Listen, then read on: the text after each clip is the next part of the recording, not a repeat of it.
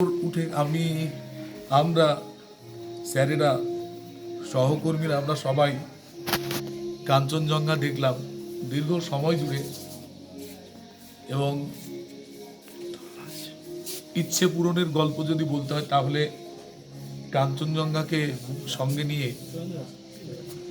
ছোটবেলায় লেখা, যখন পাহাড় দেখাটা আমাদের কাছে স্বপ্ন ছিল, গল্পের বইয়ের পাতা ছিল, সেই বয়সে লেখা একটা কবিতা শোনাচ্ছি। দূর থেকে পাহাড়ের সুর, পাহাড়ের যে সংস্কৃতি,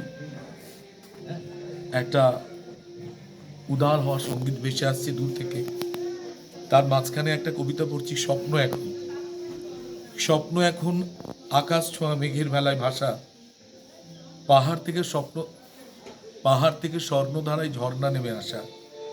স্বপ্ন এখন আকাশ ছোঁয়া মেঘের বেলায় ভাষা, পাহাড় থেকে স্বর্ণধারায় ঝর্ণা নেমে আসা। স্বপ্ন এখন মাতলা নদীর পাগল পাগল হাওয়া, আপন মনে জলকে ছুঁয়ে হারিয়ে শুধু যাওয়া। স্বপ্ন এখন রাখাল বাসি, পল্লী গায়ের মাটি, আলো ছায়ার পথটি ধরে একলা কেবল হাঁটি।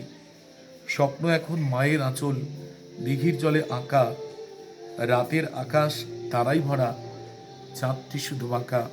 পাহাড়েও রাখাল আছে, পাহাড়েও জলাশয় আছে, রাতের আকাশ আছে, গ্রাম আছে, আলো ছায়া মাখা পদ আছে। সেরকম একটা আবহ সবাইকে খুব ছোট্ট করে শোনালাম। নমস্কার।